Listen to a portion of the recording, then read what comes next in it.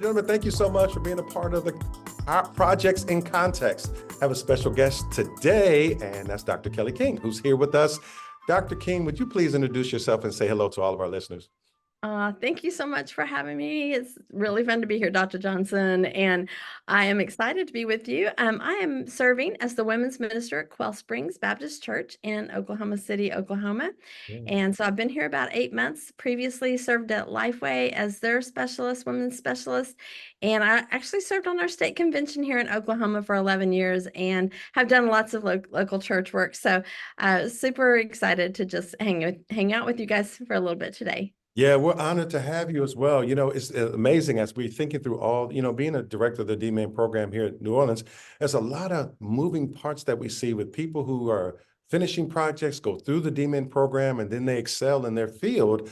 So I guess the question to kick off for you is what drew you to do a D-Man? I mean, you could have chosen any route, but why a doctor of ministry? Yeah, it's interesting because I kind of look at it and I go, I'm really toward the end of my career. Why am I like doing this now? And honestly, there were a couple of things. I do think that there's always room to learn new things. I had finished my master's a few years prior to that. And the reason I even went to seminary was I was given the opportunity to teach a class at Oklahoma Baptist University several years ago. And the professor was like, hey, would you consider pursuing, your seminary degree? And I was like, yeah, I've always wanted to, but it was never the timing, Hmm. with being a mom sometimes with your children and things like that, working, kind of figuring out what that looks like. So the timing was right.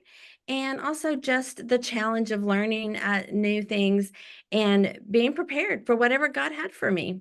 Yeah, that was pretty amazing when you start thinking. I mean, it's fortunate I get to interview potential candidates who are coming in, and many of them are in different stages of their life, but there's something that they want to just add in there.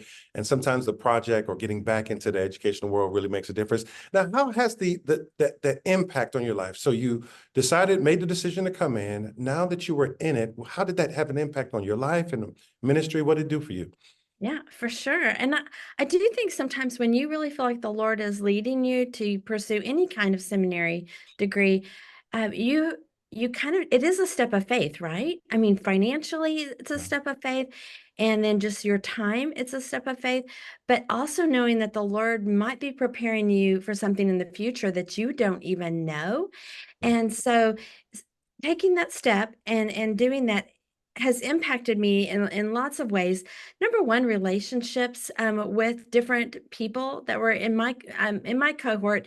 My DMin program was a little different. We had a set cohort, but then also that really significantly impacted me in a way that our director or the associate director, he was the head of my cohort, and he had cancer. And at the Oh. end of our seminars, he actually passed away just a few weeks after we finished.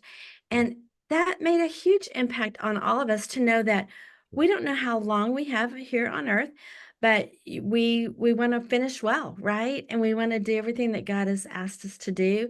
And so that impacted me. And it's provided a way. Now I'm going to get to teach at Southeastern Seminary this fall. And I would not have had that opportunity if I had not been faithful to do what God had asked me to do a few years before. Yeah. Yeah, that's a good word because we talk about how you are able to connect the practical work that you're doing with some of the seminary academic work, and you kind of combine the two, and the D-Min program can land in both worlds. You got one foot here, one foot there, and it's just so helpful to hear. Now let me ask you a question about that. When you lost your that assistant dean, was that a process by which you guys had to really take a step back and now it recharged you in another way to more appreciate where you were in the work that you were doing? Or how did it impact the journey that you were on just that moment? Yeah, I think at the time, all of us really felt like he was in a good place, Sure. health-wise, and so it kind of came as a little bit of a surprise, but it was at the point where all of us were launching into our projects, Yeah. and so I do think there was something about that was like, okay, we're going to finish this for Dr. Reed. Dr. Reed brought us this far, and now and I would just encourage people who are doing the DMin program, you know, so there's a point where no one's holding your hand. Mm, No one is checking on you. yeah. And so you have to have the self-motivation and the want to say, I am going to finish this and complete it. So it's a process, but you got to get there. Yeah, this has been an amazing week here because we have we call it project overview, where new students are coming in. We have a mid-career assessment where we're kind of assessing where they are midway through. And then at the end of the month, we'll have project design where they're on their way out. So we get all three in. And I remind them all the time, when you go through a program like this, the enemy is not going to sit back and smile at you and just let you go through the process.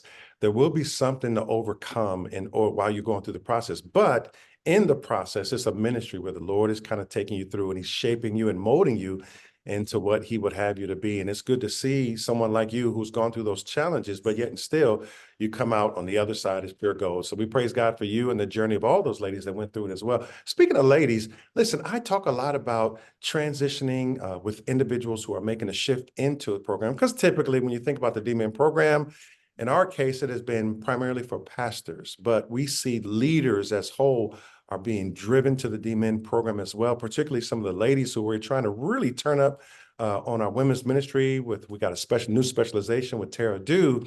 What would you say to a woman who's in the process of kind of thinking through this D-Men option for them as they're thinking about walking in ministry?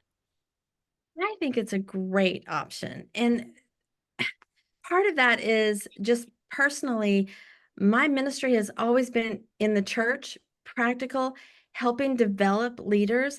And I think that's where most of us end up at some point in ministry. Not all of us are going to be in academics. And so, PhD level, while it is an incredible program, D-Min program is going to give you some hands on tools that, especially when you do your project, you will use that in your work. And one of my really good friends, Michelle, we went through this together, and she was Mm. on my team at Lifeway, and she's an editor. Okay. She's not in local church ministry, but she was helping writers become theologically sound, and her project really enhanced her work.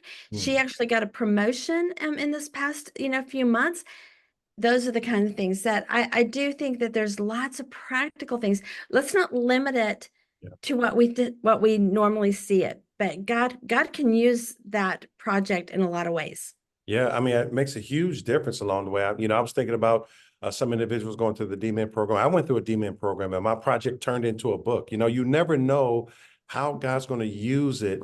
And you just faithful. There's a book called Enough Light for the Step that I'm on. You have just enough light. You don't know what the next step looks like, but enough light there. And that matters as well. Now, we're going to have some individuals, not just female or male, but just individuals all the way around who say, man, my life is crazy. I don't know how to balance all these different things. What was it for you that allowed you to balance your world with everything that you were kind of facing during your D-Men? Yeah, that's a great question because everyone is in different little, there are different stages of what your life looks like. For me, my husband and I, our children are grown, and so that gave me a little extra time to do that. Now, I found myself a lot of times, especially in the project phase, getting up really early in the morning and spending, 1 or 2 hours and just kind of breaking it down into those chunks. And I think giving yourself those deadlines.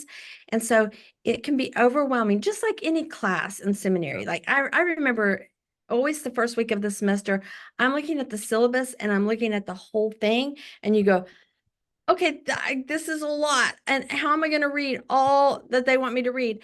And you just go, okay, 1 week at a time, 1 week at a time. And that's really how you have to take the D-Min program too.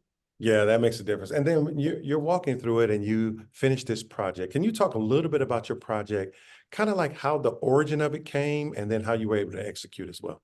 Yeah, I think when you start thinking about your projects, you try to think of something that's unique and yet also something that's going to benefit the church, Right. maybe your local church, maybe the Big C church. For me, I had been doing training, but most of my training really centered on women's ministry leaders in the local church. Mm. But what I was seeing, because I also worked with state convention leaders, which that was my experience, so I had that experience as well, was that they were coming into positions, and there had been a lot of change, a lot of new people coming into positions, and they didn't feel prepared. They didn't feel equipped to do the job that they were asked to do. And so I really focused my project on state convention women's leaders and how that so that they can be trained so they can in turn train other leaders. So I saw this as a multiplication of, hey, I'm going to invest in these leaders, but they're going to invest in many more leaders. So I was, really that was my desire. And then also, what can I use from the project, even in the local church? And there's still a lot of benefit there. Yeah, I mean, that's a blessing because number one, I'm really excited about projects because every project goes into a context. And if it goes into a context, can you imagine how many individuals who have gone through the program and how many projects are in context all over the nation? Well, you know what? Listen, it's been a pleasure. Projects in Context with Dr. Kelly King. We thank you so much for hanging out with us. Any parting words, anything we forgot to say, your favorite cake recipe, Oh my goodness. anything we forgot to mention that you love Wow. to add? I have no idea.